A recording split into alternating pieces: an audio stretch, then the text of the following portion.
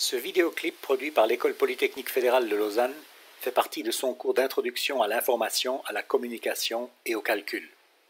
Il s'inscrit dans le deuxième module de ce cours, qui porte sur les notions d'échantillonnage et de reconstruction de signaux, puis introduit les notions d'entropie et de compression de l'information.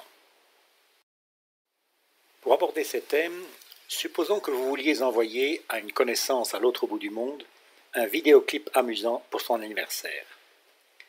On peut aujourd'hui réaliser cela en quelques minutes, mais que se passe-t-il exactement à l'intérieur des systèmes informatiques impliqués? Pour commencer, vous enregistrez la vidéo désirée à l'aide de votre smartphone.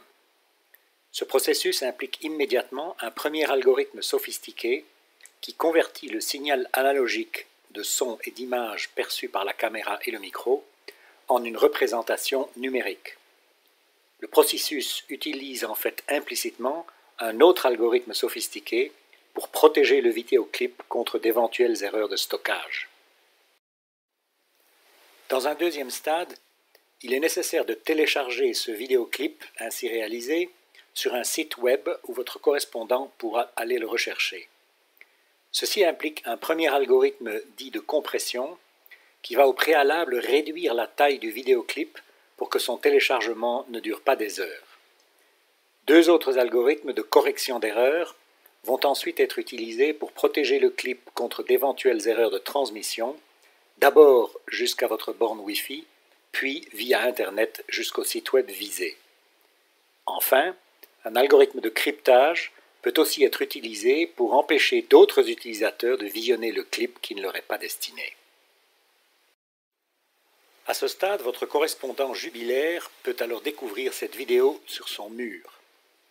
À cette fin, un premier algorithme de correction d'erreurs est à nouveau utilisé pour détecter et éventuellement réparer d'éventuelles erreurs de transmission.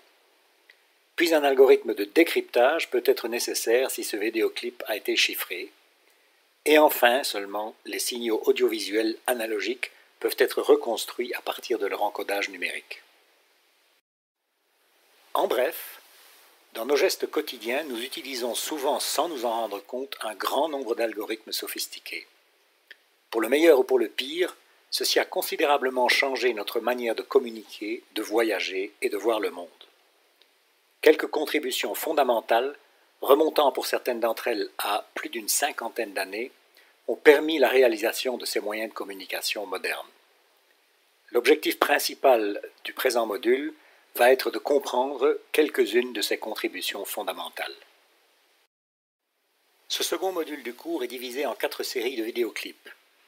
La première parlera de l'échantillonnage numérique de signaux analogiques, c'est-à-dire la façon de représenter, de capter au moyen de bits une réalité physique sous la forme de signaux audiovisuels analogiques.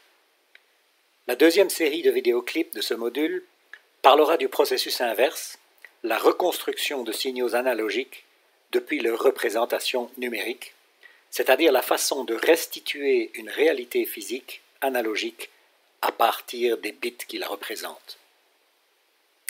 La troisième série de vidéoclips de ce module parlera d'entropie, c'est-à-dire de la façon de mesurer la quantité d'informations présentes dans un message numérique. La quatrième et dernière série de vidéoclips du module parlera de compression, c'est-à-dire de ce qu'on peut faire pour stocker des données en un minimum d'espace et les transmettre en un minimum de temps. Ce module ne parlera cependant pas ou peu de la façon de transmettre des données électroniquement, des réseaux de communication utilisés pour ce faire et de la cryptographie nécessaire à la protection de données stockées ou transmises. Ces sujets seront abordés dans les vidéoclips de la troisième partie du cours.